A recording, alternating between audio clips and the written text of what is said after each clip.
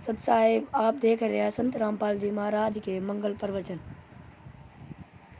भगवान की चर्चा सुनते ही, प्रारंभ होते ही, उसका नाम शुरू होते ही, कहीं पर भी चर्चा सुनते हो तो एकदम गदगद आत्मा होगी, आंखों से आंसू टपकने लग जाएंगे।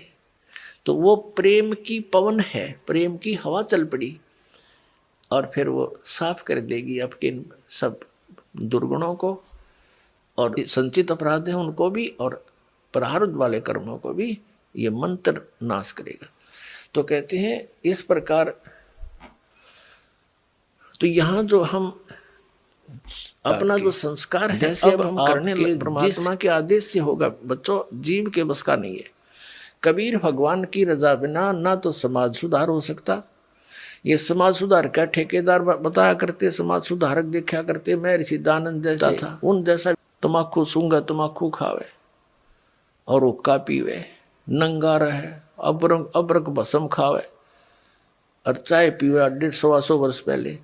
तो कहने का भाव ये है किसी जीव का दोष नहीं, यू काल किसी के पंजे नहीं टकने देता। ऋषि में ऋषि फेल कर दिए, विश्वामित्र जैसे राजा था विश्वामित्र, राज त्याग कर जंगल में जा बैठा, घोर तपस्या करने, रास्ता था नहीं इनके पास, परमात्मा का साथ नहीं, काल इसके इनके इर्द गिर्द रहता है, इनकी बकवाद को तुरंत खराब करने के लिए साधना कर रहा था।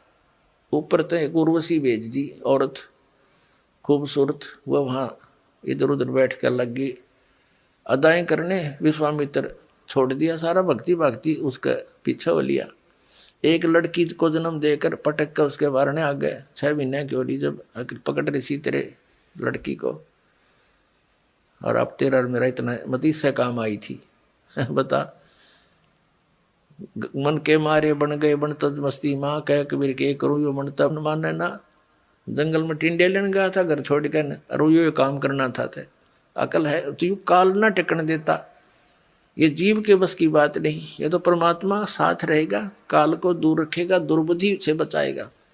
ऐसे ही इन महर्षियों ने कोशिश की समाज सुधारण की, लेकिन खुद ना सुधर सके और उनके खाक सुधारेंगे तो इनके बस की बात नहीं थी। ये काल इतना प्रबल है।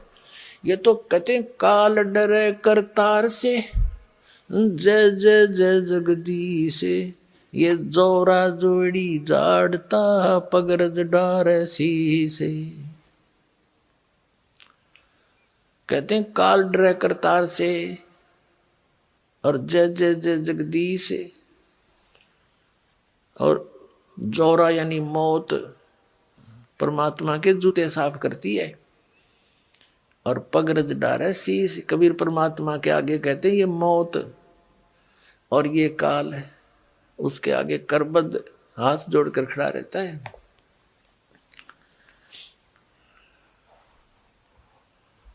तो क्या बताते हैं, तो ये काल जो है सबको ऐसे तंग करता है। ये देखो महापुरुषों ने कोशिश की, जैसे आदरणीय नानक साहिब जी को परमात्मा मिले थे और उन्होंने प्रतिबंध लगा दिया था कि मांस शराब तमाकू छूना भी नहीं है।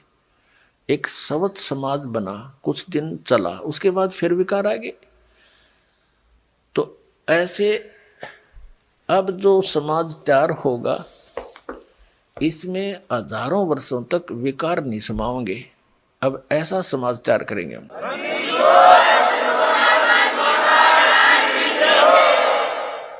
बीड़ी, मांस, तम्बाकू, शराब, सुल्फा, बुकी, ये जो बुराइयां हैं ये समाज से ग्रहण की और काल ने लगवाई, क्योंकि इसने करवाना है ये ऐसा कर्म अपना टेस्ट बनाने के लिए।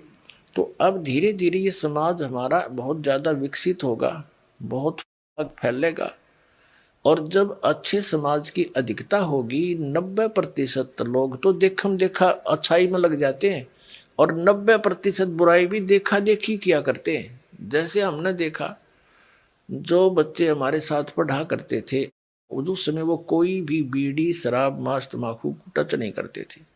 जब उनको नौकरी मिल गई वहाँ देखा लंबी सिगरेट ला कर और नो करें, वो भी देखम देखा लागे करन, तो वो बुराई शराब भी शुरू कर दी और वो सिगरेट बीड़ी भी शुरू कर दी। वो बुराई देखा देखी सीखी, उनकी कोई ट्रेनिंग थोड़ी है।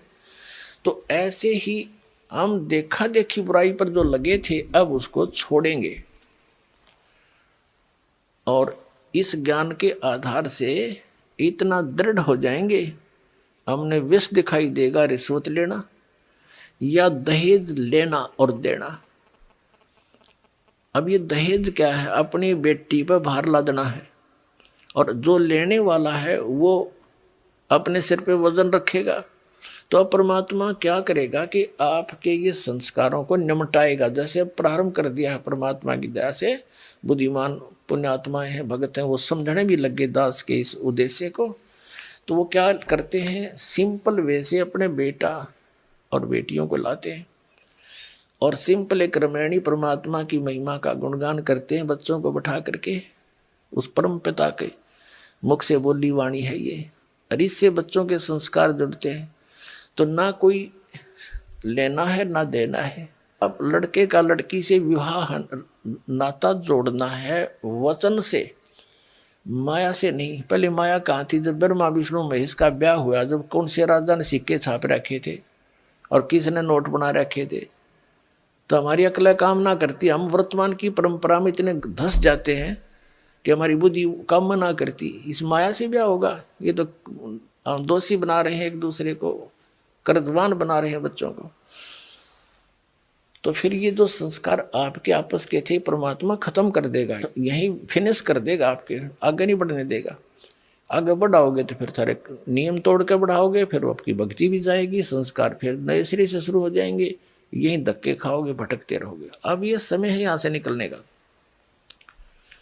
तो जो दास आपको बता रहा था, अब परमात्मा